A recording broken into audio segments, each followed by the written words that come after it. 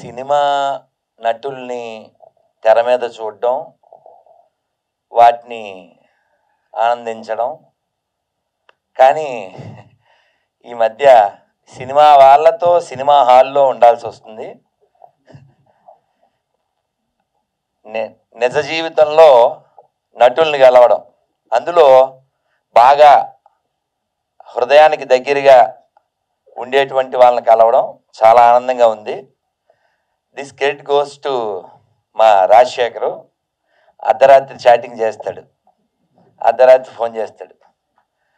నేను ఇప్పుడు ఫోన్ ఎత్తే మళ్ళీ ఏదో ఒకటి చెప్తాడు, ఎక్కడో ఇరికిస్తాడు, ఎక్కడో పిలుస్తాడు అని నేను ఎత్తను. కానీ రేపు ఆ వాయిస్ మెసేజ్ పెట్టాడు తెలివిగా, ఆ ఫోటో పెట్టాడు 21 అని.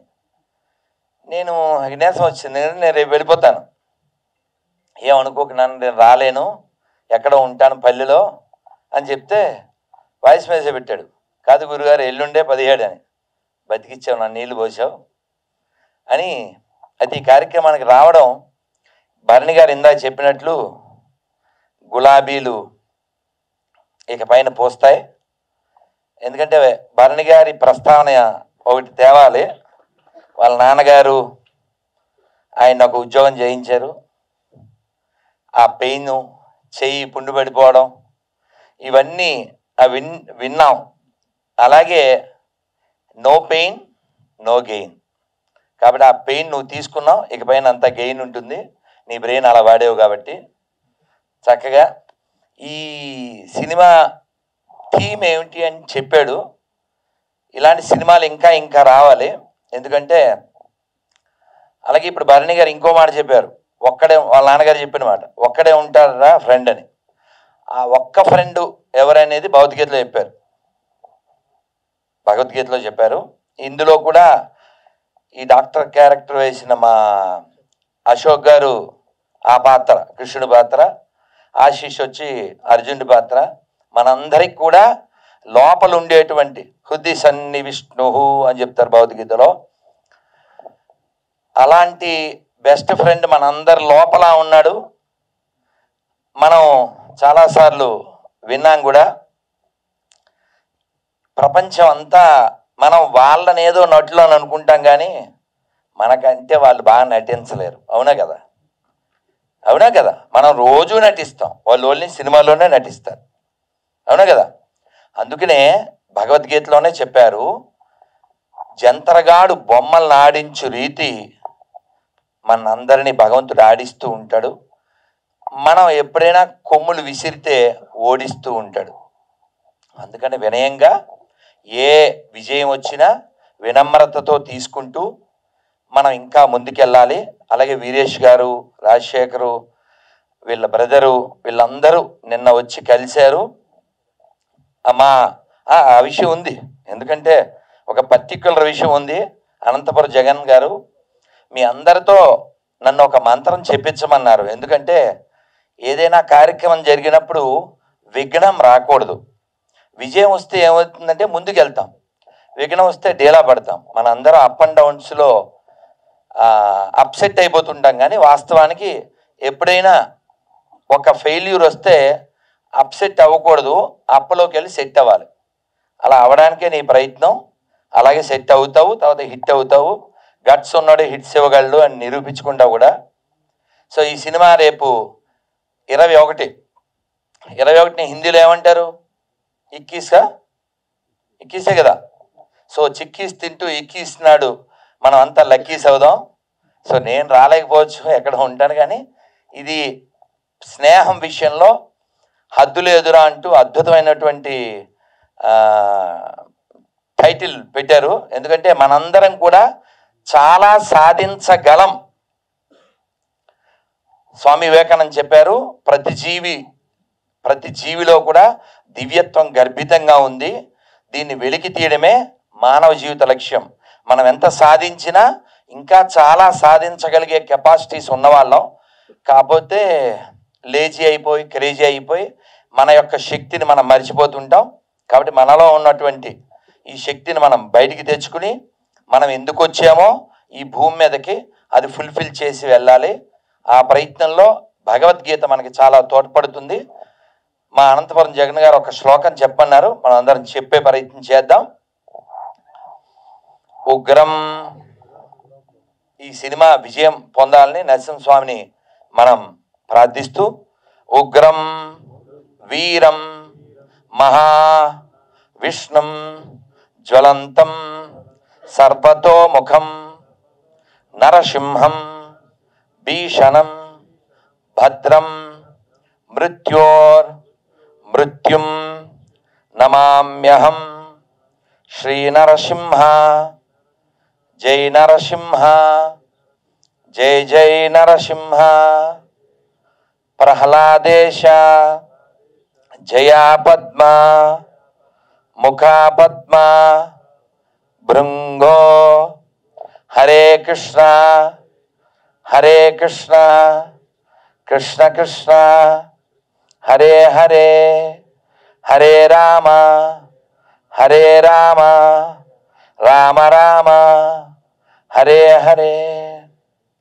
అలాగే ఇక్కడ మనం శివుణ్ణి తలుచుకోకుండా ఉండలేం. ఎందుకంటే ప్రతి తెలుగువాడు ఈ మధ్యకాలంలో శివరాత్రి నాడు శివుడితో పాటు మన తనికెళ్ళ భరణి గారు రాసిన ప్రతిదీ తలుచుకుంటున్నాం. మొన్న కూడా శివరాత్రి తలుచుకున్నాం. ఎందుకంటే ఇదంతా ఆటేగా. ఆటగదరా శివ ఆటగద కేశవ, ఆటగదరా శివ ఆటగద కేశవ, ఆటగదరా నీకు అమ్మ తోడు. కాబట్టి ఈ ఆట ముగిసిపోయే లోపల మనం వేటాడేసి మనం ఎందుకు వచ్చామో అది మనం పొందే ప్రయత్నం చేద్దాం. ఆ విషయంలో భగవంతుడి యొక్క తోడ్పాటు మీ చిత్ర బృందానికి అందరికీ ఉండాలని. అలాగే రాజీవ్ కనకాల గారితో చెప్పాను, మీ పేరు విన్నప్పుడల్లా నాకు రాముడు గుర్తొస్తాడండి అని. ఎందుకంటే అన్నమయ్య కీర్తనల చాలా బాగుంటుంది. రాజీవ నేత్రాయ రాఘవాయ నమో సౌజన్య నిలయాయ జానకీశాయ. ఆయన సుమాషియ కదా, మరి సుమకి ఈశ్వరుడు కదా ఆయన. అందుకని మనం అందరం కూడా ఆనందంగా ఇలాంటి చిత్రాలు ఇంకా రావాలని, చిత్ర మాధ్యమం ద్వారా ఎన్నో అదే ఇందాక భరణి గారు చెప్పినట్లే ఆ మిథునం సినిమాని నాకు అది ఉన్నట్టు తెలీదు. అంటే సినిమాల విషయం మనకి తక్కువ ఉంటుంది కాబట్టి. కానీ ఒక స్వామి నన్ను తినేశారు, మీరు చూడాలని కూర్చోబెట్టి చూపించారు. ఇంక తర్వాత నేనే చూస్తూ ఉంటాను. ఎందుకంటే మన జీవితంలో ఉన్నటువంటి విషయాలు అందులో చూపిస్తూ ఉంటారు. ఇంకా విక్రమార్కుల్లో రాజీవ్ కనకాల గారిని, స్వామిలో రాజీవ్ కనకాల గారిని డిఫరెంట్ కదా, అన్నీ చూడాలి కదా. నటుడు అంటేనే అది కదా, నటుడు అంటేనే అది కదా. ఒక్క మాట చెప్పాలనిపించింది. ఇందాక పెద్ద ఎన్టీఆర్ శివుడు మీరు చూపిస్తే ఎప్పుడో లాంగ్ ఎగో విన్న మాట. ఓ గొప్ప దర్శకుడు ఈ ప్రపంచానికి పరిచయం కాలేదు అన్నారు ఒక ఆయన. ఎవరండి అంటే ఆయన్ని తొక్కేశారు అన్నారు. ఎవరు అని అడిగారు. అడిగితే ఎన్టీఆర్ అన్నారు, పెద్ద ఎన్టీఆర్. ఎవరు తొక్కేశారు అన్నారు. ఆయన తొక్కేవాడు ఎవరు లేడుగా, ఆయనలో ఉన్న నటుడే అన్నారు కదా. ఆయన 20 పైన సినిమాలు ఏమో దాదాపు 18 డైరెక్ట్ చేస్తే. సో సినిమా మాధ్యమం మనందరి హృదయాల మీద చాలా బాగా పడుతుంది. అది గుండమ్మ కథ కావచ్చు, లేకపోతే ఒక లవకుశ కావచ్చు, ఒక మిథునం కావచ్చు. అలాగే ఈ హద్దులు ఎదురా కూడా అందరి హృదయాల్లో మంచి పేరు తెచ్చుకోవాలని, మా వీరేష్ గారికి వీర విజయాన్ని ఇవ్వాలని, ఆ టైగర్ హిల్స్లా మీరు కూడా హద్దు లేకుండా ముందుకెళ్ళాలని, ఇంకా చాలా సినిమాలు తీయాలని, సినిమా ద్వారా పాజిటివ్గా ప్రపంచానికి సందేశం ఇవ్వాలని. అలాగే మీరు తెలివైన వాళ్ళు మరీ కూర్చోబెట్టి ముద్దపప్పులా కాకుండా మంచి థీమ్తో, మంచి మ్యూజిక్తో. వారి పేరేమిటి మ్యూజిక్ డైరెక్టర్? కమల్ గారు. వారు ఎక్కడున్నా ఈ సందర్భంలో వారి ఆత్మ ఆనందపడుతుందని కోరుకుంటూ, ఒకటి మర్చిపోయాను, మా గోపీచంద్ గారికి జన్మదిన శుభాకాంక్షలు. So happy birthday to you sir. మీరు ఇంకా సో తప్పనిసరిగా శ్రీకృష్ణ మద్రస్తు. మీరు చాలా అంటే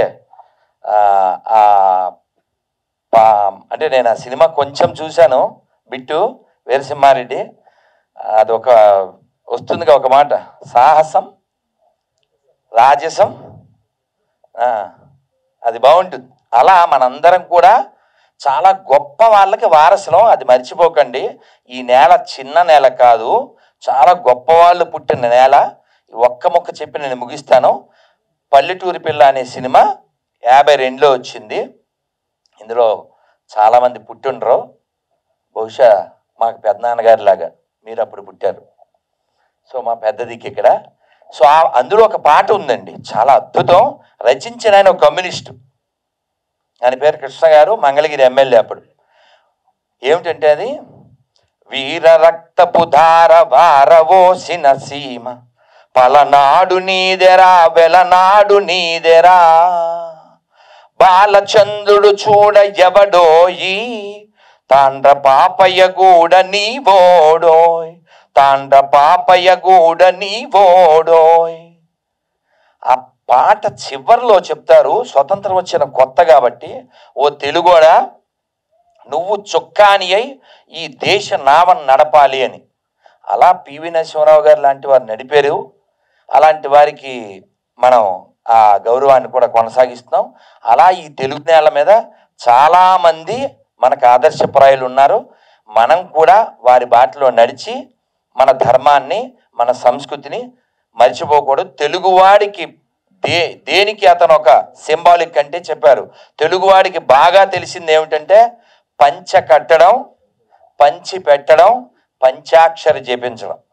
అలాగే వాడు మగాడ్రా బుజ్జి అనే పంచులు కొట్టడం, మరి అంతేగా.